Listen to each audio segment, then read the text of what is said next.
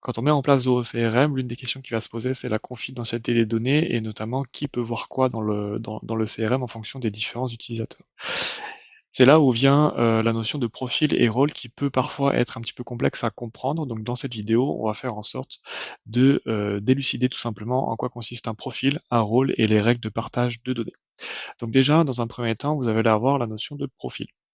La notion de profil va permettre tout simplement de savoir qu'est-ce que je peux faire en termes d'action principalement et quels sont les modules sur lesquels je peux naviguer.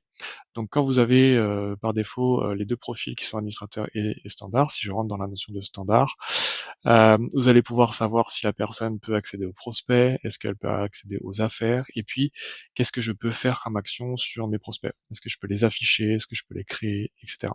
Et notamment la notion de suppression peut être intéressante à enlever pour certains rôles. Donc ça, c'est en termes de fonctionnalité.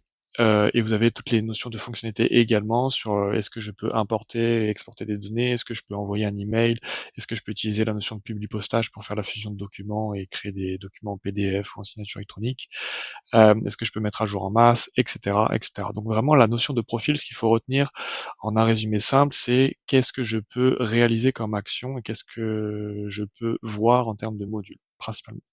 Puis ensuite vient la notion de rôle.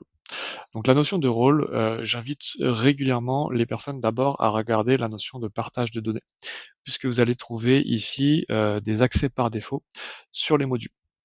Donc la première chose à comprendre au niveau des règles par défaut, c'est que j'ai un mode privé ou bien un mode public. La notion de mode privé va permettre de voir uniquement ces informations. Donc si je suis gestionnaire d'une fiche prospect, je vais pouvoir le voir. Par contre, par défaut sur ce mode-là, je ne pourrai pas voir les prospects de mon collègue. Si je le mets en mode privé, par contre, c'est quelque chose qui est envisageable. Et puis ensuite, en termes de données publiques, je vais avoir la notion de pouvoir voir uniquement, voir et écrire, et voir, écrire et supprimer les informations des fiches de mes collègues. Ça, c'est un premier niveau, sachant qu'après, je peux aller plus loin dans les règles de partage. Et puis, ne pas oublier que la notion de suppression, si elle est déjà réalisée à hauteur du profil, eh bien, ça prend le dessus. Puis ensuite, je vais avoir la notion de rôle. Donc au niveau de la notion de rôle, le but c'est de définir une sorte de hiérarchie qui va permettre de partager les données en fonction des droits d'accès. Donc c'est là où je vais pouvoir définir mon petit arbre avec les managers, avec les commerciaux. Puis dans les commerciaux, je pourrais avoir des assistants, assistantes, je pourrais avoir des SDR, des account managers, etc.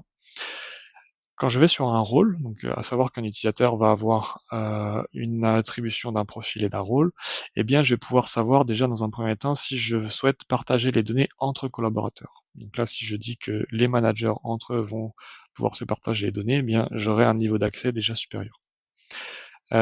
Puis ensuite, je vais pouvoir définir mes différents rôles et en sachant que par défaut, une personne, le directeur général verra les informations de son manager, mais par contre le manager ne verrait pas par défaut les fiches du directeur général, puisque c'est un niveau hiérarchique. Mais si je veux réaliser des petites exceptions, c'est là où je vais pouvoir revenir dans la partie paramètres de partage de données et définir des règles de partage spécifiques. Donc là, on a encore un niveau de personnalisation plus poussée, où là, par exemple, sur la notion de prospect, je vais pouvoir me baser soit sur le propriétaire de l'enregistrement et partager des données entre deux rôles. Donc si je veux que finalement le manager partage, plutôt le CEO partage au manager, eh bien je vais pouvoir le faire de cette manière pour donner plus accès. Mais je pourrais aussi définir ça sur des critères qui seraient des champs du CRM. Donc en fonction d'un code postal, d'une région ou autre, je pourrais, ou un secteur d'activité, je pourrais donner spécifiquement des accès à des fiches en fonction de critères basés sur la fiche CRM. Pour ne pas trop complexifier cette vidéo, je vais simplement résumer cette partie-là, en sachant qu'on peut aller beaucoup plus loin sur les règles de partage ou l'utilisation par exemple des secteurs ou des territoires. Si on doit résumer cette petite vidéo, ce qu'il faut comprendre, c'est qu'un utilisateur va se voir attribuer un profil et un rôle. Un profil va permettre de définir ce que je peux faire et quels sont les modules que je peux, sur lesquels je peux accéder. La notion de rôle, c'est quel niveau d'information je peux voir. Est-ce que je peux voir les informations de mes collègues ou pas, pour pouvoir bien travailler dans l'univers du CRM. J'espère que cette vidéo est suffisamment claire et n'hésitez pas si vous avez des questions.